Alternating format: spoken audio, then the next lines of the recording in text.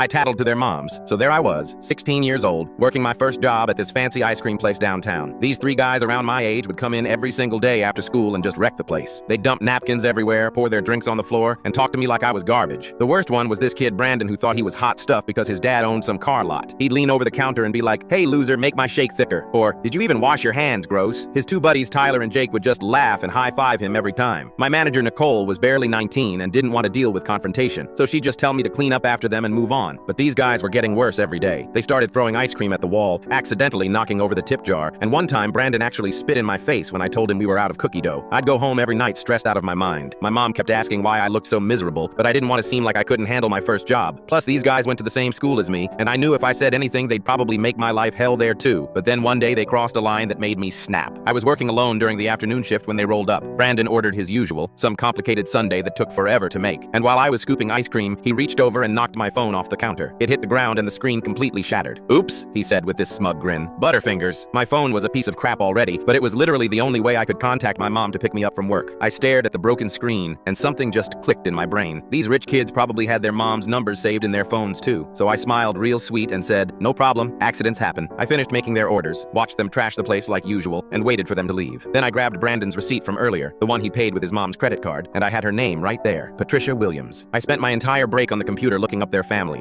Turns out Brandon's mom was some big real estate agent with her face on billboards all over town. Tyler's mom ran a yoga studio and posted constantly on Facebook about kindness and inner peace. Jake's mom was a teacher at the elementary school down the street. I found all their phone numbers and business contacts. Then I sat down and wrote out exactly what their sons had been doing. Not exaggerated, not dramatic, just the straight facts. The spitting, the name-calling, the destruction of property, my broken phone, everything. I called Tyler's mom first because she seemed the nicest. She answered all cheerful like, "Serenity Yoga, this is Linda." I introduced myself as an employee at the ice cream shop and told her I needed to discuss her son's behavior. The line went dead quiet. I explained everything Tyler had done and how it was affecting my work environment. She was silent for like 10 seconds, then said, "I am so sorry. Tyler will be there tomorrow to apologize and pay for your phone. This is absolutely unacceptable." Jake's mom was even better. She was a teacher, so she totally got it. She asked me detailed questions about each incident and took notes. She said she was mortified and that Jake would face serious consequences at home. But Brandon's mom was the nuclear option. I called her real estate office and she answered all businesslike. When I explained who I was and why I was calling, she got scary quiet. Then she said, "Are you telling me my son has been harassing a teenage employee at her workplace?" I confirmed everything and she just said, "He will never step foot in your establishment again. I'm coming down there right now to speak with your manager and ensure you're compensated for any damages." Sure enough, about an hour later, this woman in a power suit storms into our shop. She apologized to me personally, handed me $200 cash for my phone and emotional distress, and talked to Nicole about banning her son from the premises. The next day at school was incredible. All three guys looked like they'd been hit by trucks. Tyler came up to me before first period with this pathetic look on his face and handed me another $100. He mumbled an apology and said his mom took away his car for a month.